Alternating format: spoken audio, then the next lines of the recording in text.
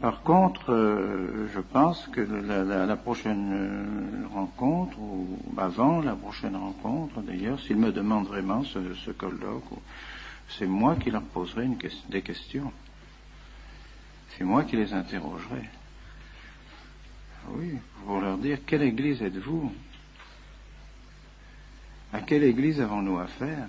Moi, je voudrais savoir si j'ai affaire à l'église catholique ou si j'ai affaire à une autre église, à une contre-église, à une contrefaçon de l'église. Or, je crois sincèrement que nous avons affaire à une contrefaçon de l'église et non pas à l'église catholique. Pourquoi? Parce qu'ils n'enseignent plus la foi catholique, ils ne défendent plus la foi catholique. Non seulement ils n'enseignent plus la foi catholique, ils ne défendent plus la foi catholique, mais ils enseignent autre chose. Ils entraînent l'Église dans autre chose que l'Église catholique. Ce n'est plus l'Église catholique.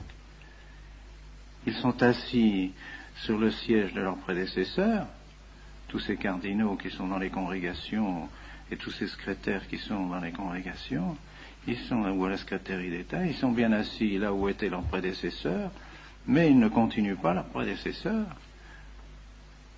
Ils n'ont plus la même foi, ni la même doctrine, ni la même, ni la même morale même que leurs prédécesseurs. Alors, c'est pas possible. Et principalement, leur grande erreur, c'est l'œcuménisme. Et l'œcuménisme, ils enseignent un œcuménisme qui est contraire à la foi catholique.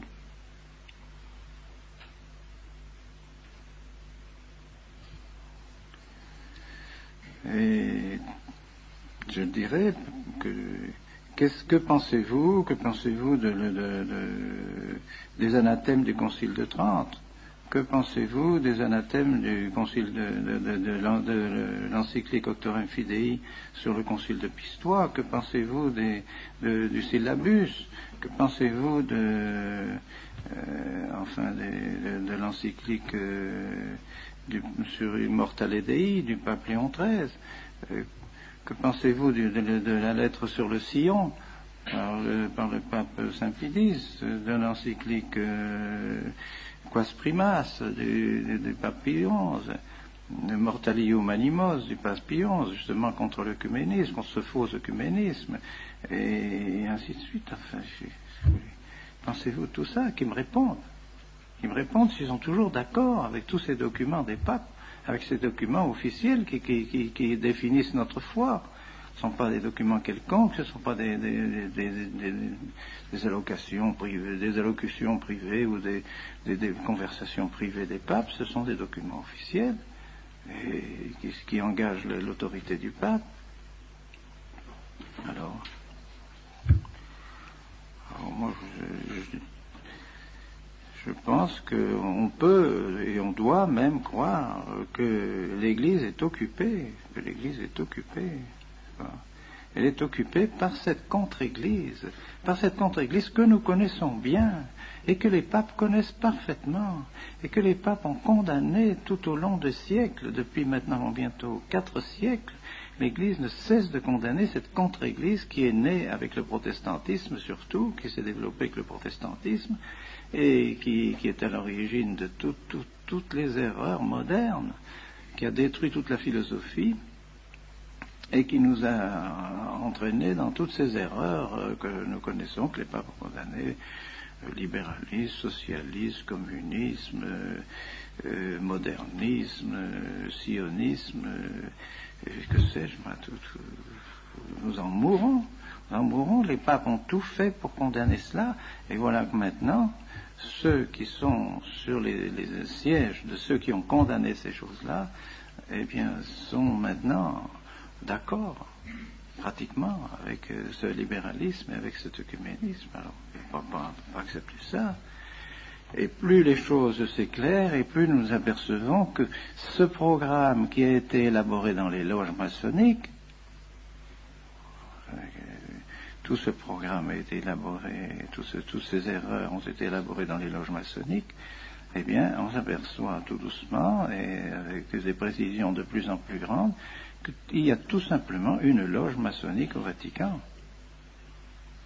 Et que maintenant, quand on se trouve devant un secrétaire de congrégation ou un cardinal qui se trouve assis dans le siège, à la place, dans le bureau, où se trouvaient de saints cardinaux, et des cardinaux qui avaient la foi, qui défendaient la foi de l'Église et qui étaient des hommes d'Église, on se trouve devant un franc-maçon.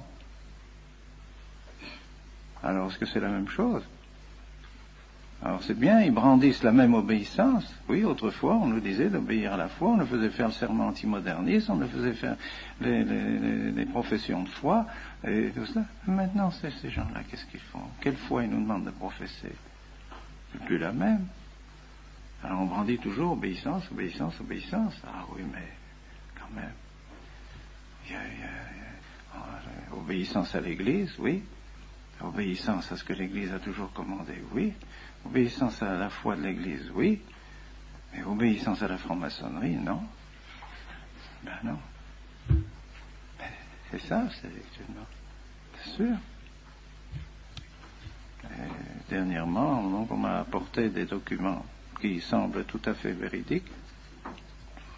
Des documents qui montrent des correspondances entre Bugnini et le grand maître de la maçonnerie sur toute la réforme liturgique, avec laquelle le grand maître de la maçonnerie demande à Bugnini d'appliquer la réforme du fameux Rocca, les prêtres apostats, Rocca, qui, lui, avait prédit déjà tout ce qui devait se faire et avait déjà prévu tout ce qui devait se faire lorsque le Vatican serait occupé par la maçonnerie.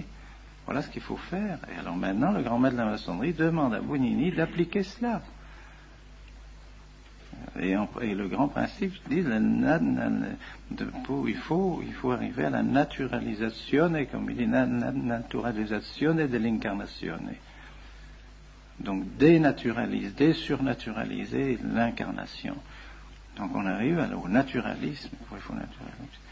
Et que cela, il faut appliquer les principes de la langue vernaculaire, de la démultiplicité des rites, de la multiplicité de la liturgie, pour rendre la liturgie complètement confuse et mettre la confusion partout. Et les oppositions entre les différents rites. Alors Bugnini répond qu'il est tout à fait d'accord.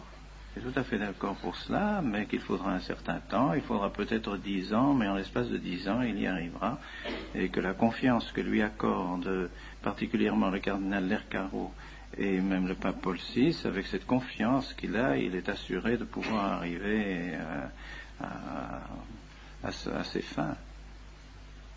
Et il nomme tous ceux avec lesquels il travaillera dans la curie romaine, tous ceux qui, eux aussi, ont des attaches à la maçonnerie, alors qu'il pourra travailler avec eux, mais il faudra en placer certains, il faudra les mettre dans certaines congrégations, afin de pouvoir mener le travail à bien. Il faut que toutes les congrégations soient plus ou moins infiltrées, noyautées par des membres de la maçonnerie, qu'ils nomment un tel.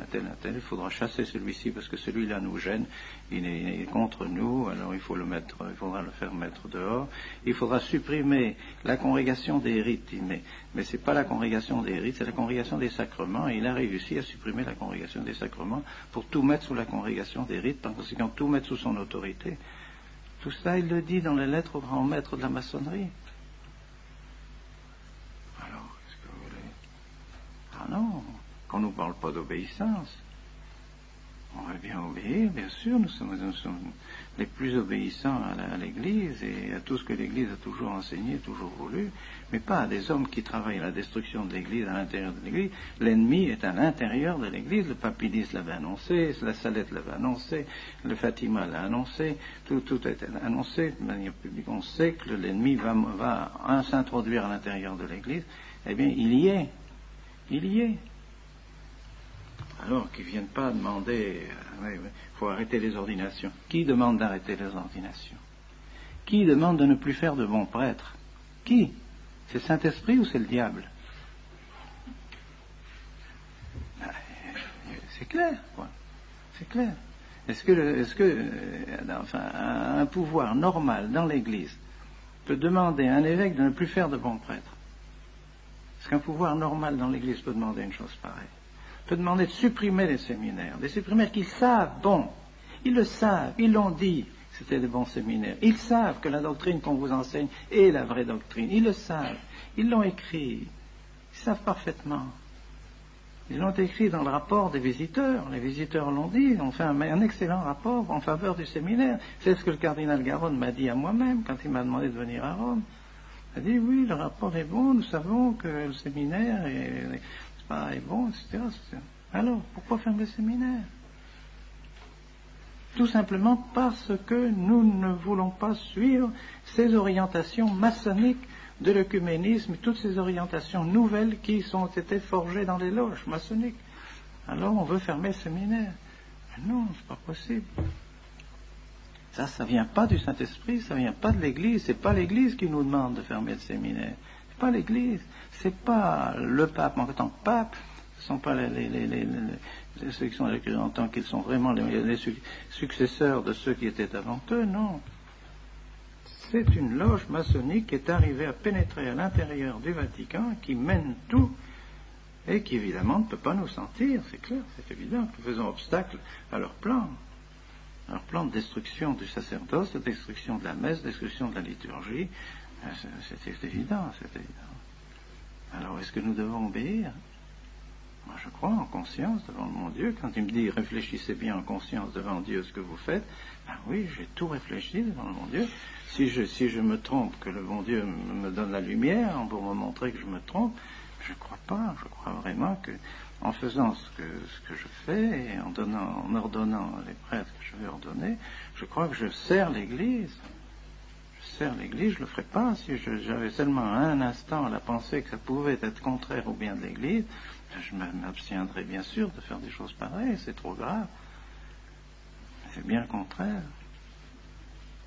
Enfin, les faits sont évidents maintenant. Les effets de cette réforme et de cette persécution de l'Église à l'intérieur de l'Église sont clairs, tout le monde. Ça devient de plus en plus clair. Il suffit de lire la documentation catholique à chaque fois pour s'apercevoir combien les idées fausses sont infiltrées dans les documents épiscopaux, dans tous les documents, toutes ces commissions théologiques. Lisez celui qu'on m'a donné à midi, une commission de théologie. Mais c'est plein d'erreurs, plein d'erreurs. C'est un esprit faux, un esprit qui n'est pas du tout l'esprit de l'Église. Alors, c'est pour ça que nous n'hésitons pas un instant et j'espère que le bon Dieu continuera à nous bénir.